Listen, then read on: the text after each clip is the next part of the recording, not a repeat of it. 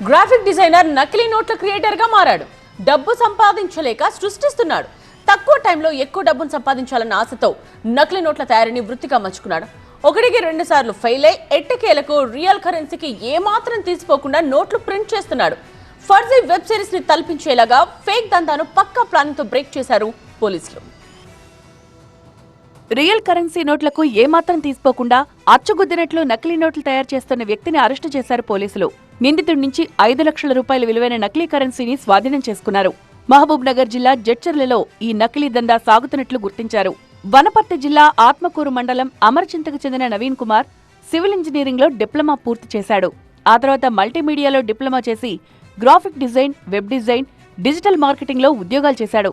వచ్చే ఆదాయం సరిపోకపోవడంతో ఉబర్, ర్యాపిడోలోనూ డ్రైవర్గా పనిచేశాడు. అప్పటికీ అనుకున్న ఆదాయం రాకపోవడంతో అక్రమ దందాలతోనే ఈజీ మనీ సంపాదించొచ్చని ప్లాన్ చేశాడు. అందులో భాగంగానే నకిలీ కరెన్సీని తయారు చేసే విధంగా ఫోకస్ పెట్టాడు నవీన్.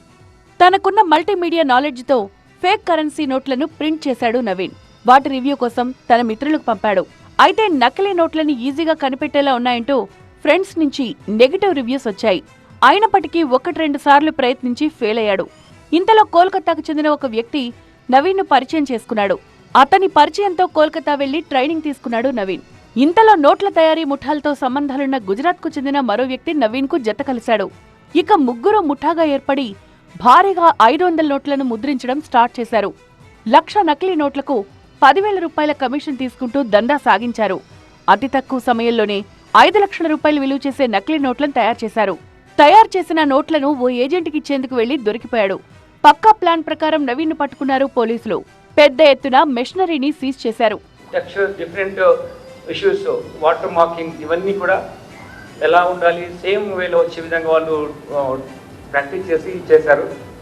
దానివల్ల ఏమాత్రము మనకు గుర్తు డిఫరెన్స్ కనిపించకుండా ఉండే విధంగా ఈ పేపర్ పైన ప్రింట్ చేయడం. ఇది మీకు ఫస్ట్ ఈ పేపర్ ఇలా చాలా సింపుల్గా ఉంటుంది. 2 పేపర్లు కట్ చేస్తే పెడితే థిక్నెస్ పెరుగుతుంది.